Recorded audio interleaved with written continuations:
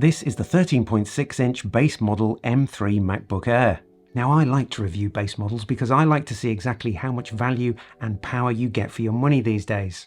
And being an Apple product, of course, it doesn't come cheap, costing £1,099 here in the UK. Now, a lot of people think that Apple's starting prices for base models are a bit of a joke these days because they still only come with 8GB of RAM and a 256GB SSD. So as usual, by the time you spec this thing up to say 16 gigs of RAM and a 500GB hard drive, you're looking at more like £1,500. You can still pick up an M2 base model for around £1,000, but that means that the fantastic performer that was the M1 MacBook Air has bitten the dust. But the good news about this is it means you can now pick up an M1 either brand new or second hand for some amazingly low prices online. Now, the M1 MacBook Air has become a bit of a legend, and that's simply because it was such a great all-rounder, capable not only of performing everyday tasks with ease, but also it was no slouch at 4K video editing and photo editing. To the anger of many though, Apple soon put a stop to that, realising they'd made the M1 MacBook Air just too darn good. And the M2 model was accordingly dumbed down, making it less powerful with only one NAND chip. And of course, being Apple, the price was also hiked at the same time because of that amazing new sleek design. Funnily enough, about a week before the M1 was discontinued, my wife actually bought one brand new from the Apple Store, replacing her old Intel model, and believe me, she is not disappointed with her purchase. But let's get back to the latest model. When it comes to design, the M3 remains exactly the same as the M2. We still have a 13.6-inch Retina display with a P3 wide colour gamut, whatever that means. We still have a superb keypad with great travel. We still have one of the best trackpads, if not the best trackpad on the market. And we still have 2 Thunderbolt ports, a headphone jack, and a MagSafe connection. Let's not talk about the speakers, they're not that good. It still has a thinness of 1.3 centimeters and floats in at a weight of 2.4 kilograms. So if this looks exactly the same as the M2 model, what's so different about the M3? Well, apart from that M3 chip, not that much. You can now run 2 external monitors from a Thunderbolt port, but you will need to keep the lid closed. And if you are tempted by the midnight blue version of this machine, we are told that it now comes with an anodized coating to cut down all of those nasty fingerprint marks. So with those 2 new features plus the M3 chip, do you say to yourself, yes, I need a new MacBook Air in my life today? Well, let's look a little closer at each of these new features. According to Apple, the M3 MacBook Air is 1.6 times faster than the M1 MacBook Air. Now, just note here that they don't say how much faster it is than the M2 MacBook Air.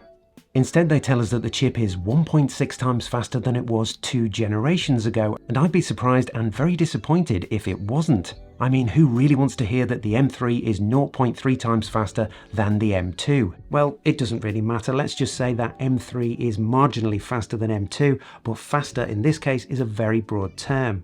Now, I don't do benchmarks on this channel for a few good reasons. Firstly, I don't understand them, and secondly, a lot of channels do it far better than I ever could. Instead, I think the best test of any new computer is to simply buy the spec you think you need, try it out in the real world, and if it doesn't satisfy you, take it back. But of course, do your research first by watching lots of lovely tech videos like this one. So how big a difference does the M3 chip really make on this base model in the real world, and will you even notice it? Now, if you're what we call in tech circles the average user, and that means the person that this machine is actually targeted at, by the way, just doing spreadsheets, emails, or Zoom calls for work even, then this machine will absolutely blow you away, especially if you're coming from an Intel Mac. However, if you've already invested in the M series of machines, then I would say don't bother, because there really isn't enough of an increase in power or anything else really to waste your money on. But what if you're not an average user? What if you're one of those growing number of creative people who dream of having a MacBook Air that is a bit more like a MacBook Pro? What if you're somebody like me? You run a YouTube channel, you do lots of 4K video editing, but nothing too serious. And you also produce a few high-res images for those lovely thumbnails. Wouldn't it be great if you could do all of that on this base model M3? Well, I'm here to tell you that those days are back. You can indeed do all of that on the very cheapest M3 MacBook Air. But having said that, there are a few constraints. Here's what I do to avoid glitches and spinning beach balls whilst editing. Firstly, I close any web browsers and all unnecessary apps. I edit all of my work in Final Cut Pro, which is of course optimized for the Mac. I always edit from an external hard drive. Now this doesn't necessarily make editing any faster, but it means that I'm not straining that 256GB hard drive and making it do more memory swapping than it needs to. I use proxy files when editing and turn off all background rendering. And I'd recommend this no matter what computer you use because your timeline will run that much more smoothly. And when it comes to photo editing, I edit no more than 5 or 6 images at a time within Affinity Photo. Now I've found that I can get along just fine with the M3 MacBook Air by following all of these rules. But having said all of that, do you really want to be that constrained?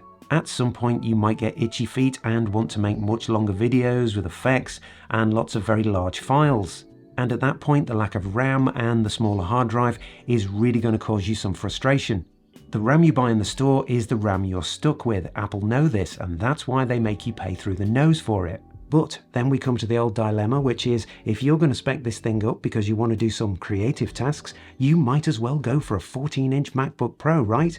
Well, not necessarily. There is another way. The current base model 14-inch MacBook Pro might seem like a good deal, but believe me, it's not. That's because in order to drop that price, Apple have also hampered this machine, and it's nowhere near as powerful as the base model used to be. Again with a pitiful 8GB of RAM, which I would say is patently ridiculous for a machine called a Pro. To get anywhere near the performance you crave, you're going to have to spend upwards of £2,099, which is a whole £1,000 more than an M3 base model MacBook Air.